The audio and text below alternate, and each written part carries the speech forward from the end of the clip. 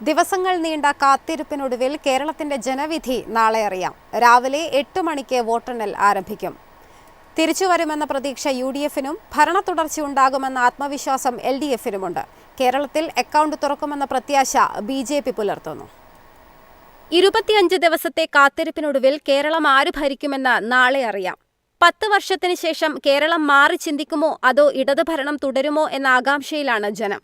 സംസ്ഥാനത്ത് ഭരണ തുടർച്ച ഉണ്ടാകുമെന്നും പിണറായി വിജയൻ മൂന്നാമത് മുഖ്യമന്ത്രിയാകുമെന്നും ഇടതുകോട്ട ആത്മവിശ്വാസം പ്രകടിപ്പിക്കുന്നു. കേരളത്തിലുടനീളം LDF സർക്കാർ നടപ്പാക്കിയ വികസന പ്രവർത്തനങ്ങൾ വോട്ടായി മാറുമെന്ന പ്രതീക്ഷയിലാണ് മുന്നണി.